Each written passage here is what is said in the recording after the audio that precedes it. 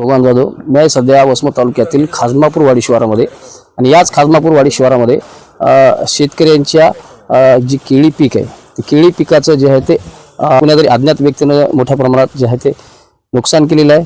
जे केळीचं जे पीक आहे ते हातातोंडाशी आलेला जे आहे घास आहे तो कुणातरी अज्ञात व्यक्तीने या ठिकाणी संपूर्णपणे ते उमेश बाबाराव मुख्य राहणार खाजमापूर तालुका वसमत जिल्हा हिंगोली येथील शेतकरी आहे.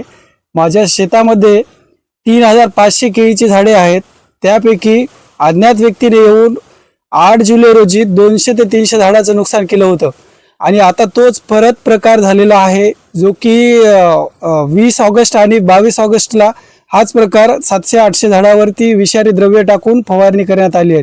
एवढं मोठं नुकसान आमचं केलेलं आहे. आमची एक विनंती आहे की पोलीस प्रशासनाला की आम्हाला लवकरात लवकर होईल तेवढं न्याय मिळवून द्यावा. जवळपास 1000च्या जवळपास आमचं झाडाचं नुकसान झालेलं आहे. सुरुवातीला मी जेव्हा 8 जुलै रोजी जेव्हा झाली होती ही घटना त्यावेळेस मी पोलिसांना पण दिले होते अर्ज.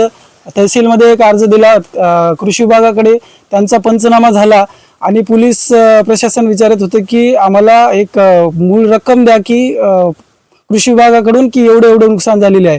आणि कृषी विभाग सांगते की आम्ही रक्कम देऊ शकत नाही, यामध्ये आम्ही सांगू शकतो की एवढे घराचं नुकसान झालेलं आहे.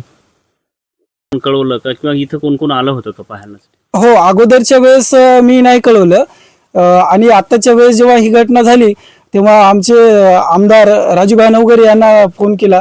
ते पण घेतो म्हणले आता गोष्ट लक्षात मी आणि बोलतो म्हणले ते API ला.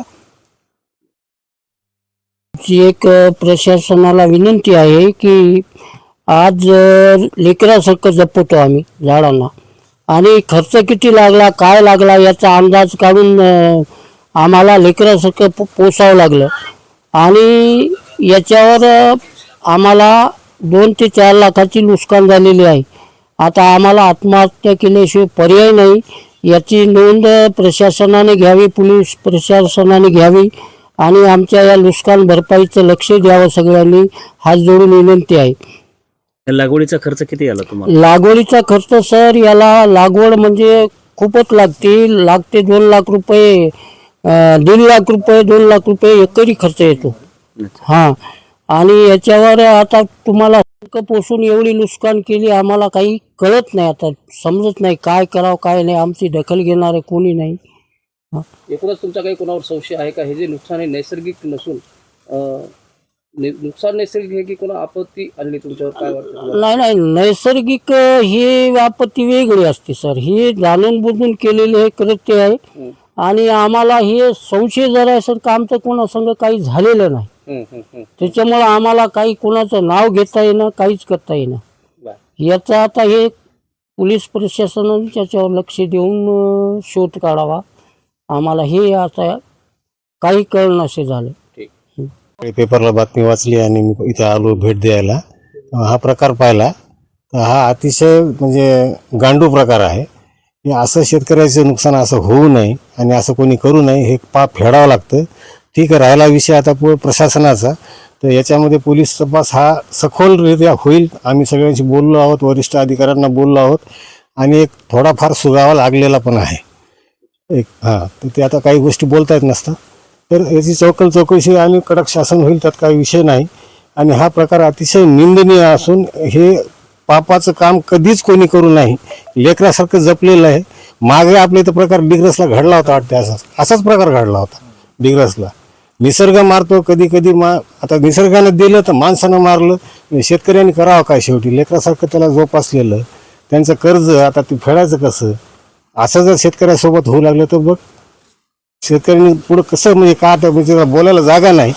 तरी प्रशासनानं, माझी कलेक्टर महोदयांना विनंती आहे, प्रशासनाला SP साहेबांना विनंती आहे आणि तहसील प्रशासन सगळ्यांना माझी विनंती आहे, कृषी विभागासह, की असण्या टेक्निकल बाबतीमध्ये तुम्ही शेतकऱ्यांची पेच म्हणजे कुठे हे करू नका. पोलीसवाले म्हणतात तुम्ही नुकसानीचा पंचनामा आणा, ॲग्रीवाले म्हणतात आम्ही कुठून द्यायचा, म्हणजे तुम्हाला पगारी चालू आहेत पण मरतील ना माणसं.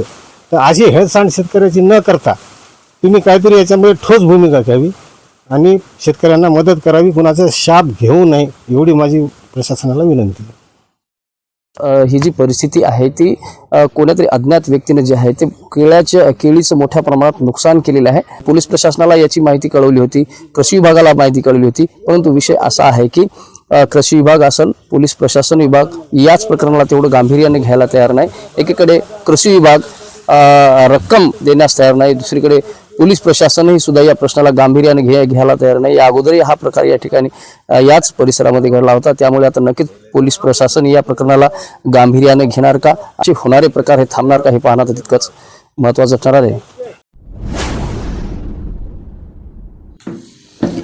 लोक परिवर्तन न्यूज लाईव्ह, लोकशाहीचा बुलंद आवाज.